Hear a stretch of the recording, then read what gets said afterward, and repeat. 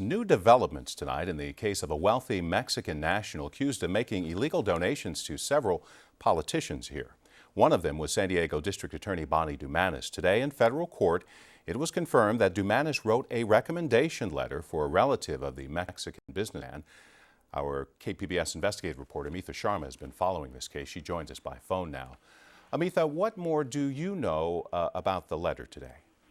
Well, here's what we know, Dwayne. We know that Dumanis wrote a letter of recommendation on District Attorney letterhead to USD President Mary Lyons in September of 2012. KPBS has confirmed that Jose Susimo Azano Matsura's son, Edward Susimo Azano Jr., attended USD from January 2013 until December. Now, the letter came months after the younger Azano's father donated $100,000 to a political action committee he created called San Diegans for Bonnie Dumanis. A federal complaint also alleges that Azano gave another $100,000 for display and text ads, but that donation was kept off of Dumanis's campaign disclosure filings. And Amitha, how did the letter become public?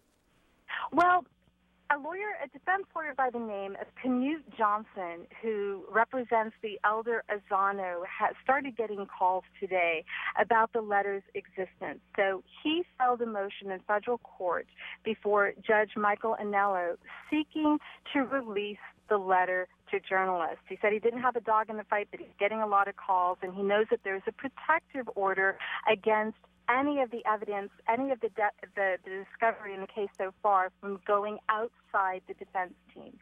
A judge denied the motion. A U.S. attorney also at the hearing sided with that, obviously. So he could not release the contents of the letter, but he could confirm the letter's existence through the public record, through what was discussed in court today.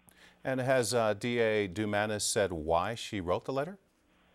Well, we actually sent an email to District Attorney's spokespeople today, Dumanis' spokespeople, and they did not send a response back. So we don't know what the motivation was at this point.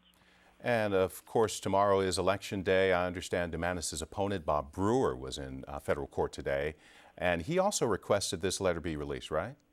Right. Bob Brewer was in the courtroom today. He did not say anything, but I understand that earlier in the day, Mr. Brewer filed a Freedom of Information Act request with the U.S. Attorney's Office, also seeking a copy of that letter. KPBS investigative reporter Amitha Sharma.